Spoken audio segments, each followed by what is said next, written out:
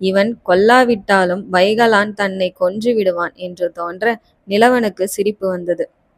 தலைக்கு மேல் கத்தியை தூக்கி நிலவனை பேயன் அடிக்க உடலை ஒதுக்கிய நிலவன் ஒரு கணத்தில் முன்னேறி பேயனின் கழுத்தில் கத்தியை பாய்ச்ச முற்பட இதை எதிர்பார்த்தது போல பேயன் சற்றே நிமிர்ந்து கவசம் அணிந்த தோளில் கத்தியை தடுத்து கொண்டு முழங்கையால் நிலவனின் முகத்தில் இடிக்க நிலவன் தள்ளி போய் விழுந்தான்.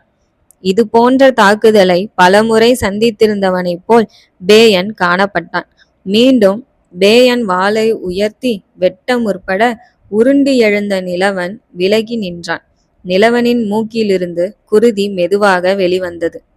பேயன் வேக வேகமாக முன்னேறுவதும் வாளை வீசுவதுமாயிருக்க அவன் வாளிடமிருந்து விலகியே இருந்த நிலவன் திடீரென உடலை வாள் வந்த திசையை நோக்கி திருப்பிக் கொண்டு காலை விரித்து நிலத்தில் பதிந்து 2 வாட்களாலும் பேயனின் வாளை தேக்கினான்.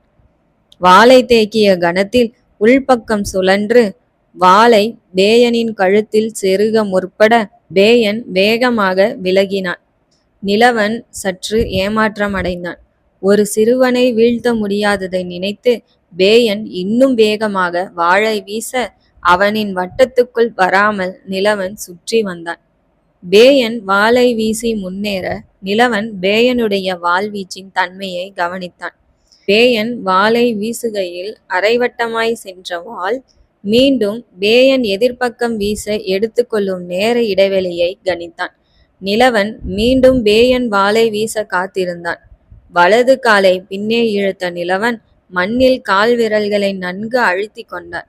இம்முறை பேயன் வாளை வீசிய போது வாள் தன்னை கடக்கும் வரை காத்திருந்த நிலவன் அடுத்த கணத்தில் தன் காலினால் உந்தி பாய்ந்தான். நிலவன் வலக்கை வாளை வயிற்றில் சொருகினான். நிலவன் எதிர்பார்த்தது போல் பேயன் உடலை நகர்த்தி விலக நிலவனின் மற்றொரு வாள் பேயனின் தாடையில் நுழைந்து உச்சந்தலையில் வெளிவந்தது. பேயன் தடுமாறியவாறு நிலவனை பிடிக்க முயல நிலவன் விலகி கொண்டான். சில கணம் தடுமாறிய பேயன் மெதுவாக சரிய வாளை உருவிய நிலவன் மலை உச்சியை அடைந்த சேர வீரர்களை நோக்கி நடந்தான்.